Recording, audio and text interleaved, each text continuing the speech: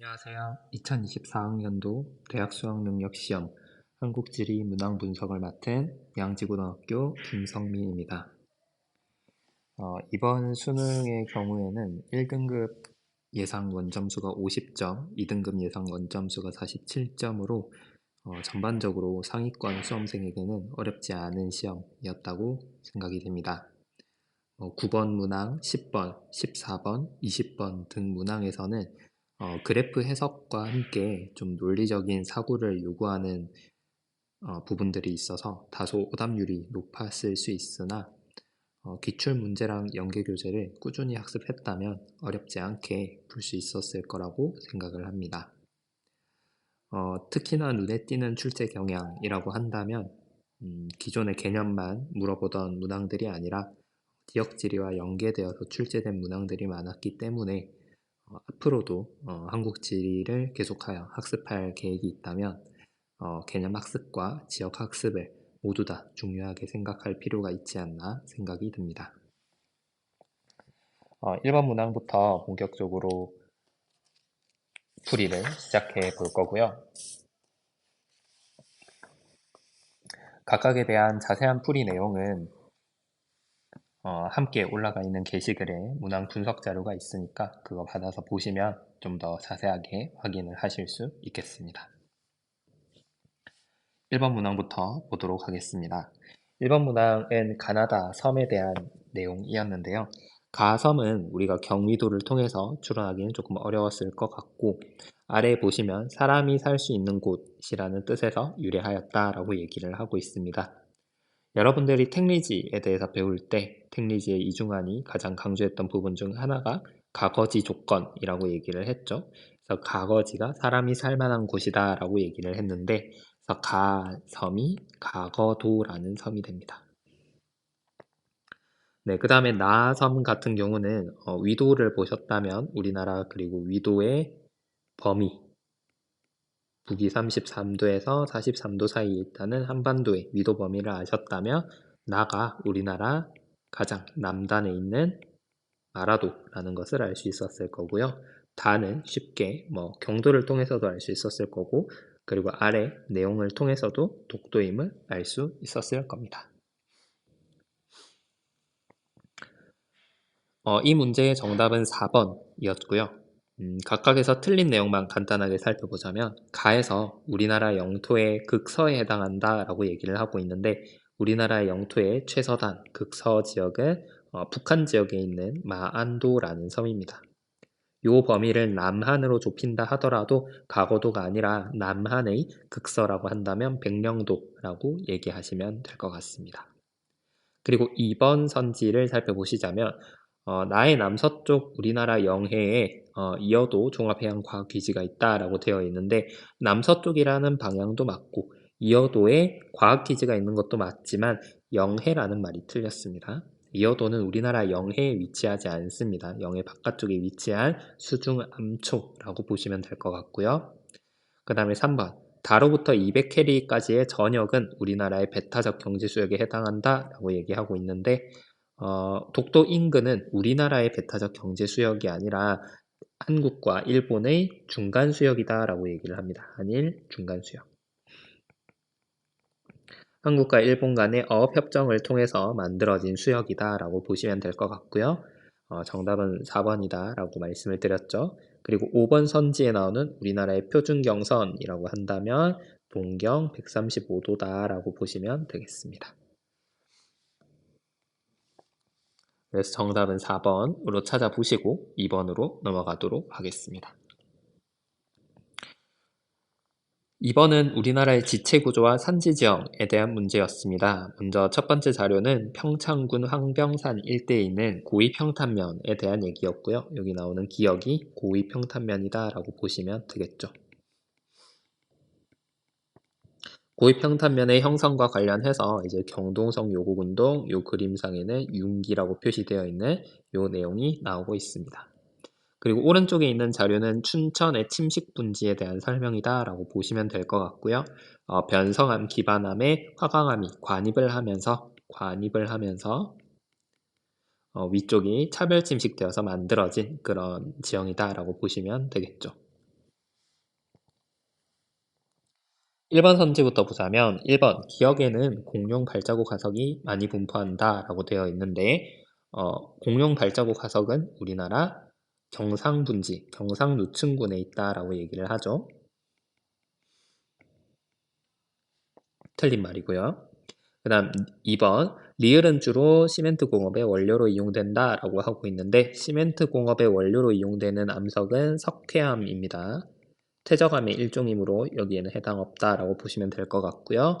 그 다음에 니은으로 우리나라 전역에 화강암이 관입되었다. 화강암의 관입과 관련된 지각운동은 대보조산운동입니다. 경상누춘군과 함께는 아니지만 비슷한 시기 중생대 때 만들어졌다라고 보시면 될 것 같고요.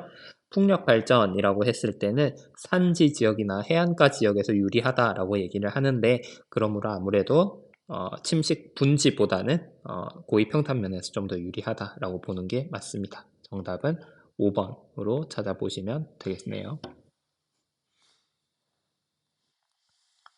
3번 문제 보도록 하겠습니다. 3번 문제는 화산 지형과 카르스트 지형에 대해서 물어보고 있는 문제였고요. 지도상에 있는 네 지역은 각각 철원, 단양, 제주도, 울릉도였습니다. 철원은 용암대지죠. 그래서 여기 보시면 두 번째, 유동성이 큰 용암에 의해서 만들어진 넓은 평지, 용암대지에 대한 설명이고요. 그래서 나아가 A, 철원에 대한 설명이다 라고 보시면 됩니다. 여기서 변홍사를 통해서 철원 오대살이라는 것이 재배되고 있죠. 우리나라 대표적인 지리적 표시재 상품이다 라고 보시면 될 것 같고요. 그 다음에 단양 같은 경우는 대표적인 카르스트 지형이 있는 곳입니다. 단양의 지명에 들어가 있는 단자가 붉을 단자인데 단양에 있는 토양이 붉기 때문에 이런 이름이 붙었습니다. 그리고 석회암 풍화토가 붉은색이기도 하죠. 그래서 붉은색의 석회암 풍화토가 많이 분포한, 다시 말해서 석회암이 기반암인 지역이다 라고 얘기를 하고요. 조선 누춘군에 있는 대표적인 암석이 석회암이다 라고 보시면 되겠네요. 그래서 가가 B에 해당한다 라고 보시면 되겠어요. 그 다음에 칼데라 분지에 대한 설명이 나오네요. 칼데라 지형은 우리나라에 딱 두 군데 있었습니다. 첫 번째는 울릉도에 있는 나리 분지가 있었고요. 그 다음에 백두산의 정상 부분에 있는 천지가 있습니다. 물론 천지는 칼데라 분지라기보다는 칼데라 호수에 가깝지만 여기에서 칼데라 지형이다 라고 한다면 나리 분지와 천지 기억해 주시고 다에는 D가 해당한다, 라에는 제주도다 라고 보시면 되겠네요. 자, 정답은 2번으로 찾아보시면 되겠습니다. 4번 문제 보도록 하겠습니다. 4번 문제는 여러분들이 여러 가지 힌트를 얻을 수 있었겠는데 A, B, C, D, E를 먼저 살펴보자면 A가 태안, B가 홍성이었고요. 그리고 C가 청주, D가 진천이었습니다. 그리고 E가 충주가 되겠네요.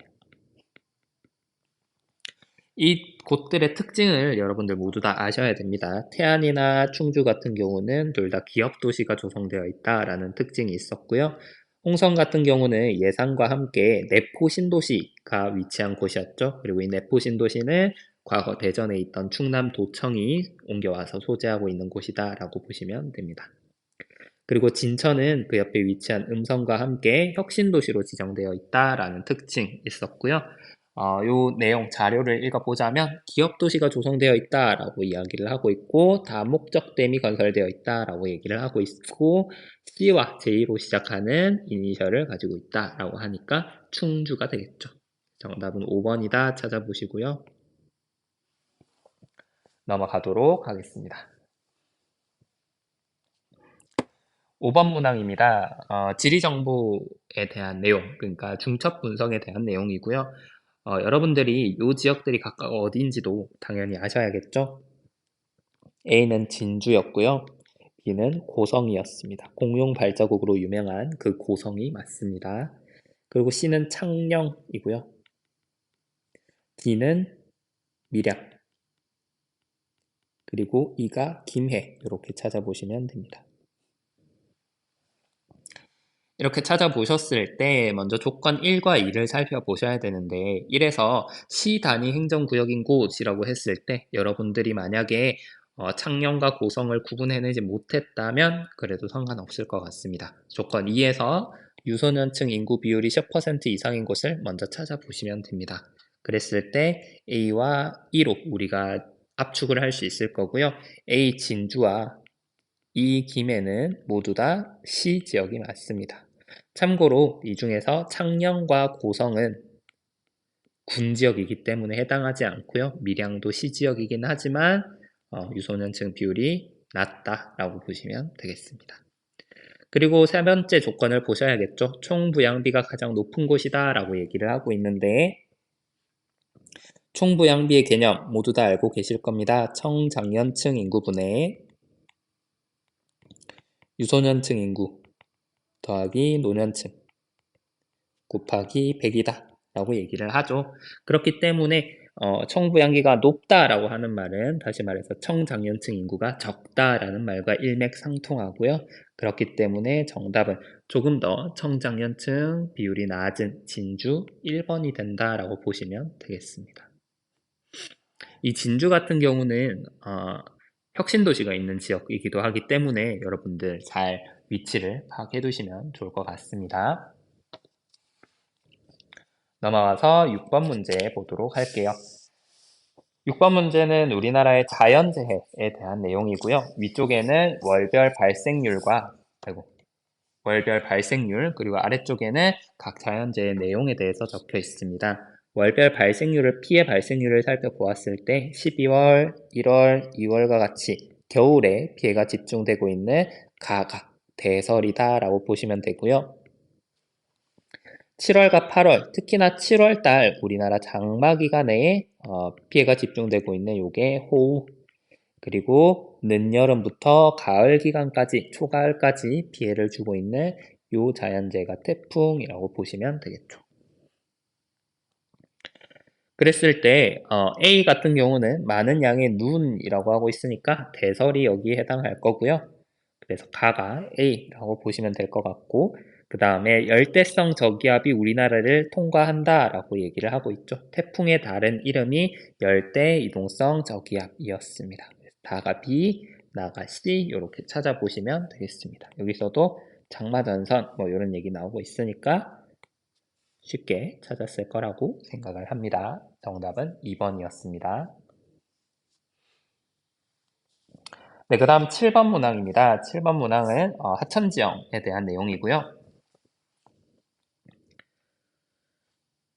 같이 내용을 살펴보자면 이 지역은 지금 경상남북도 영남권 지역을 보여주고 있는데 그 영남권을 관류하는 하천인 낙동강에 대해서 보여주고 있습니다. 그리고 낙동강의 상류 지역부터 중하류 지역 그리고 하구 지역까지 나타내고 있네요. 그래서 가에서 다로 갈수록 점점 하류 쪽에 가까워지는구나 라고 보시면 되겠습니다. 그리고 A, B, C, D 각 지형은 지금 A가 하안당구 상류에서 나타나는 대표적인 융기 지형이었죠. 그 다음 B가 자연제방이죠. 자연제방. C가 배후습지였습니다. 자연제방과 배후습지를 함께 일러서 우리는 범람원이라고 얘기를 하고 특히나 이 배후습지 같은 경우는 배수가 불량하기 때문에 개간을 거쳐서 오늘날 논으로 활용되고 있다는 거 여러분들 위성사진 통해서 알 수 있을 겁니다. 그 다음 D는 삼각주라고 보시면 되겠죠. 1번 선지부터 보도록 하겠습니다. 1번 가는 다보다 하방 침식이 활발하다. 하방 침식이 활발하다 라고 얘기를 하고 있습니다. 하방 침식은 일반적으로 상류에서 좀 더 활발하기 때문에 1번은 맞는 설명이다 라고 보시면 되겠죠. 정답이 아주 쉽게 나왔고요. 그래서 2번부터 5번까지 모두 다 공부는 해 보셔야 됩니다. 2번 선지입니다. 나는 가보다 하상의 해발 고도가 높다 라고 얘기를 하고 있습니다. 하상은 강의 바닥을 의미하고요. 강 바닥의 해발 고도가 높다라는 것은 상류의 특징이 되겠죠. 그래서 요거는 가가 더 높다라고 보셔야겠습니다. 그 다음에 3번 선지 D는 하천 퇴적물의 공급량이 적고 조차가 큰 하구에서 잘 발달한다 라고 되어 있는데 이게 이제 반대로 되어야 삼각주의 발달 조건이 될 거고요. 그 다음 4번 홍수 시 범람에 의한 침수 위험은 배우습지가 가장 높습니다. 왜냐하면 해발고도 자체가 낮기 때문이고요. 자연재방이나 한당구는 주변 지역에 비해서 좀 더 높게 솟아있는 지역이기 때문에 침수 위험이 낮다라고 할 수 있습니다. 그 다음에 자연재방과 배우습지를 비교했을 때는 당연히 배우습지의 배수가 더 불량하다라는 거 알고 계실 거예요. 넘어가도록 할게요. 8번 문제입니다. 8번 문제는 지도에 표시된 네 지역에서 광주광역시청으로 가는 경로를 나타내고 있습니다. 지도에 표시된 네 지역은 각각 군산이고요. 남원, 그리고 목포, 여수가 표시되어 있습니다. 그리고 경로들이 가나다라로 이제 표시가 되어 있는데 여러분들이 반드시 알아야 되는 지역의 위치를 제가 한번 표시를 할 테니까 여러분들도 같이 확인을 해보시면 좋을 것 같아요. 먼저 순창과 담양입니다. 순천에서 담양을 거쳐서 광주를 들어올 수 있는 곳은 여기가 순창이고요. 여기가 담양입니다. 남원이 되겠죠? 그래서 가는 남원이다 라고 보시면 되겠죠. 그 다음 나 같은 경우는 부안과 고창을 거친다라고 되어 있습니다. 부안은 요 지역이고요. 그 다음에 고창은 그 아래 지역입니다. 전북 고창은 특히나 창보리 밭으로 유명한 지역이죠. 그래서 보리 생산량이 많은 지역 중 하나입니다. 그러면 당연히 나는 군산이 될 거고요. 부안은 꼭 모르시더라도 고창의 위치는 눈여겨봐 두시기 바랍니다. 그 다음에 다는 순천과 곡성을 지난다라고 되어 있습니다. 순천은 요 지역이죠. 순천만 모르는 사람 없을 거라고 생각하고 곡성은 그 위에 있는 지역입니다. 그래서 순천과 곡성을 지나는 요 지역은 여수라고 보시면 되겠죠. 뭐 곡성은 모르더라도 순천은 아셔야 되는 거고요. 참고로 순천과 함께 이렇게 삼각형을 이루고 있는 순천, 여수, 광양 모두 다 알아두시기 바랍니다.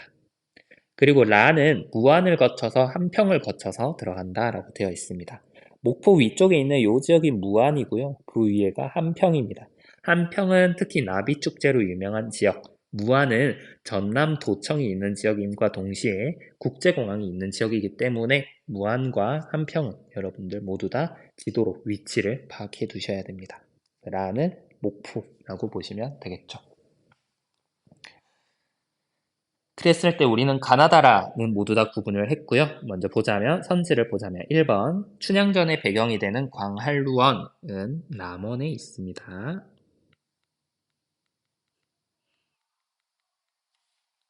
그 다음에 2번 라에는 대규모 완성형 자동차 조립 공장이 있다. 이곳은 군산에 있고요.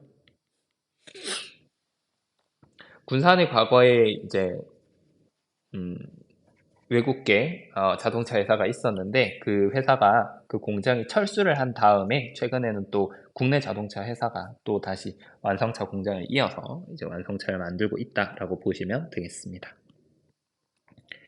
그 다음에 3번 가와 다에는 모두 람사르 협약에 등록된 습지가 있다라고 하는데 남원에는 확실히 없고요.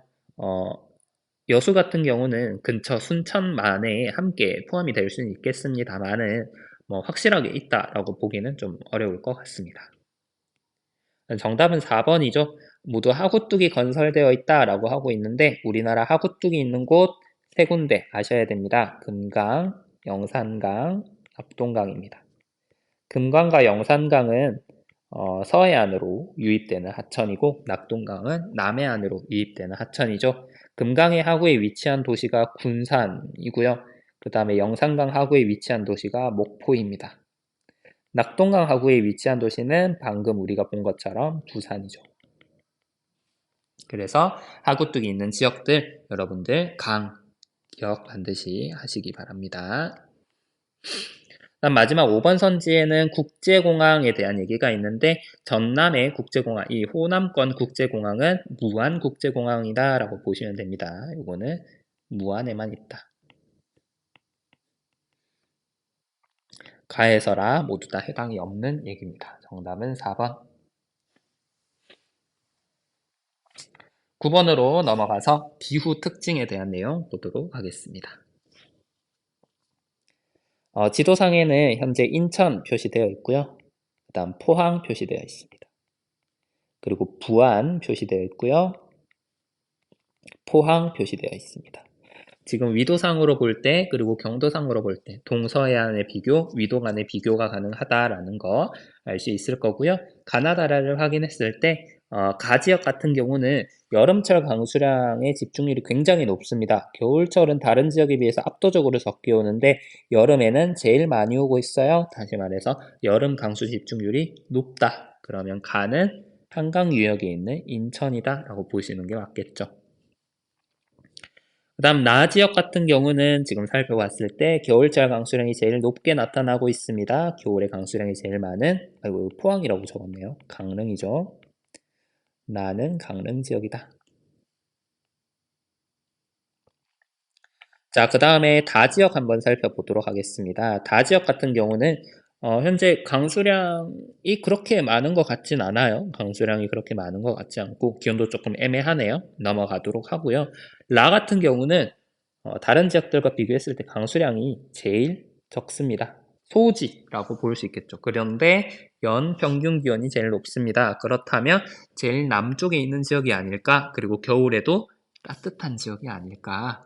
그래서 소우지임과 동시에 겨울에 따뜻한 지역이다라고 하면 이쪽 경북 동해안 지역이다라고 보시면 되겠습니다. 그러면 다가 부안이 되겠네요. 그랬을 때 이제 정답은 여러분들 3번으로 찾을 수 있을 거고요.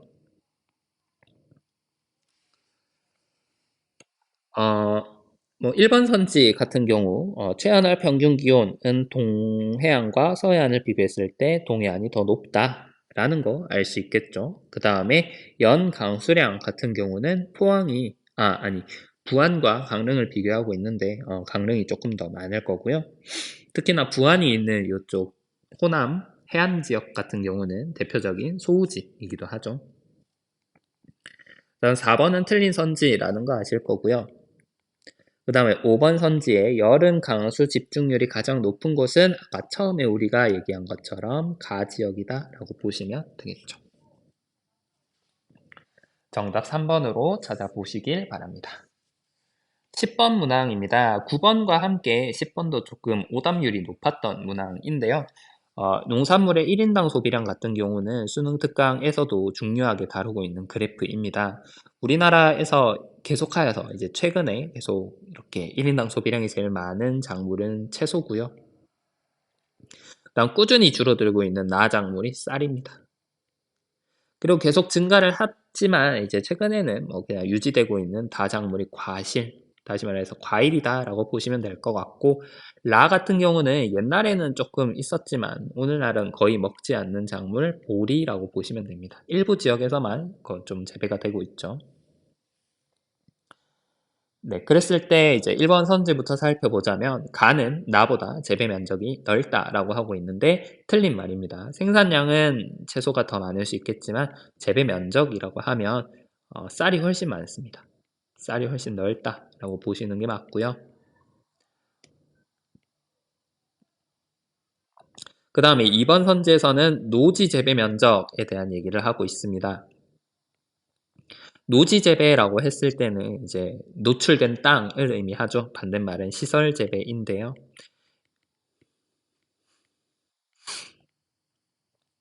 일반적으로 쌀은 논에서 재배가 되기 때문에 거의 다 노지 재배다라고 보시면 됩니다. 시설 재배가 되는 경우는 거의 없다라고 보시면 될 것 같고 그렇기 때문에 노지 재배 면적 비율은 쌀이 더 많다. 맞는 설명입니다. 채소는 이제 비닐하우스를 비롯한 시설 재배되는 경우가 많은 편이죠. 네, 그 다음에 3번 같은 경우 채소와 과실을 비교하고 있는데 전남은 채소의 생산량이 우리나라에서 제일 많은 지역 중에 하나고요. 그 다음에 4번 제주는 쌀의 생산량이 거의 없는 지역 중에 하나입니다. 거의 없는 지역이죠. 워낙 기반함 자체가 투수가 잘 되는 지역이기 때문에 논농사에 굉장히 불리한 지역이다라고 보시면 됩니다. 그 다음에 강원도와 전북을 비교했을 때 보리 생산량은 전북이 제일 많고요. 아까 우리가 고창에 대한 얘기 했었죠. 그래서 5번도 틀린 선지라고 찾아보시면 되겠습니다. 네, 첫 번째 영상은 잠깐 여기서 끊어서 가고요. 뒤에 이어서 바로 11번부터 풀이하도록 하겠습니다.